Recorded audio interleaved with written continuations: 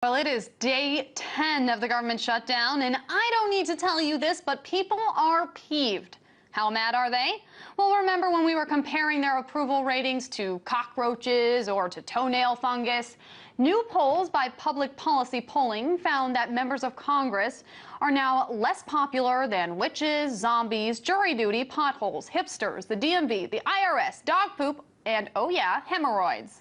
Congress's approval rating now stands at just 5%, according to the Associated Press. 61% of Americans lay the majority of the blame on Republicans, although 52% say President Obama could be doing more to help the situation. But there does seem to be some progress within the walls of Capitol Hill today. House Republicans have proposed a 6-week extension to the nation's $16.7 trillion debt limit as a way of avoiding the first ever U.S. default. So is there hope yet for this unpopular bunch? To tell me more, I'm joined now by Anthony Randazzo, Director of Economic Research at the Reason Foundation, and I can guarantee you that Anthony is much more popular than zombies or witches or what have you. Hey there, Anthony. So let's start off with the latest news that's coming out from the GOP. They want to extend the debt limit temporarily, but continue this debate over spending. Does that seem like a tangible solution to pacify the stock market? Well, in terms of a solution for the stock market, I don't necessarily think so. I mean, my popularity is probably based on the audience that you ask. And when it comes to Congress's popularity and you talk to the stock market, they're not necessarily looking at those polls. They're looking at a much more long-term picture. And the simple reality is that the president doesn't want to negotiate at all on the government shutdown. And he said if Congress passes a clean debt ceiling raise for the next 6 weeks, he'll accept it and he'll sign it, but he still doesn't want to negotiate on the shutdown. So what are we looking at here? How tangible is this debt limit solution really, or are we just kicking the can down the road? Well, the debt ceiling's always been a can kicked down the road. From the outset, it was pretty clear the Republicans didn't really want to play with fire on the debt ceiling. The Republicans buy into the same idea that Democrats do, that if the United States government defaults, it's an economic catastrophe. I don't necessarily think that's the case.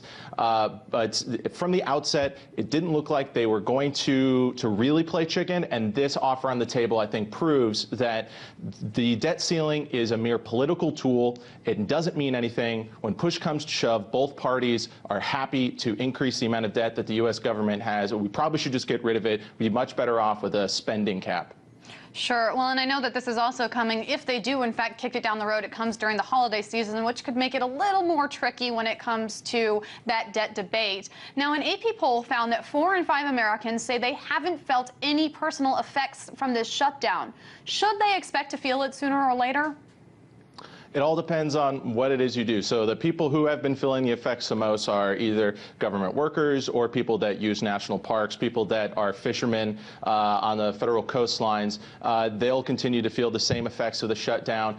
The simple reality is, and I'm sure that the White House says internal polling, that most people haven't felt the effects. And that, I think, has made the president feel comfortable in continuing to push back on the Republicans and say, look, I gave in to you before in 2011. I'm not going to give in again. And the Republicans thought that they could push around the president like they had in the past. It looks like they can't. As long as that polling suggests that most people aren't feeling the effects, the White House will probably continue to take this stand. So, Anthony, we are in day 10. How much longer can we go on like this?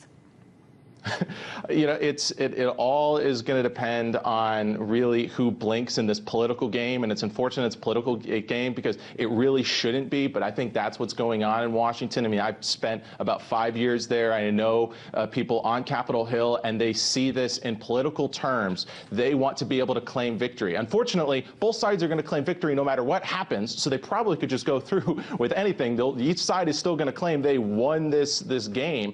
So how we get out of this, somebody is going to have to politically blink as the language has been going along. One side is going to have to give in. The federal government is not going to remain shut down for 3, 4, 5 months. It's just a matter of which side begins to feel the political pain to the point where they think that they have to break. And I'm glad that you brought that political game up. One of the major criticisms that I have heard coming out from the Democrats anyway is that the shutdown is a result of a fringe group of Republicans.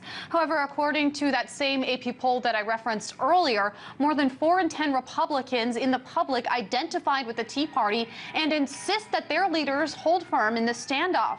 So is this idea of an ideological standoff becoming more popular, even if it means closing shop on the entire country? Well, the thing is if you are a Republican that is in a district that got elected with 60, 70%, and it was a Tea Party wave, as much as Congress has a low approval rating, you're fine. It's moderate Republicans, people who are in these districts that are incumbents who are now losing in the polls to Democrats that care the most about it. You do have a group of people that actually, kind of like the president, don't worry about being voted out of office come next November. And so as long as those people have the strongest voice, they will try to continue, and they will see this as a political game. Unfortunately, I think that you do have the Tea Party looking at this as a game, and you also have the president who's looking at it as a game. He doesn't want to break his will. He doesn't want to give in. He wants to make sure that the Republicans can't push him around anymore. I understand, and I sympathize with where he's coming from. They both see it as a game. I don't know what the outcome is, but we'll have to wait and see. We'll have to wait and see, indeed, and all of us tend to be the pawns in this political chess match. Anthony Randazzo, Director of Economic Research at the Reason Foundation, thank you so much. Thanks for having me.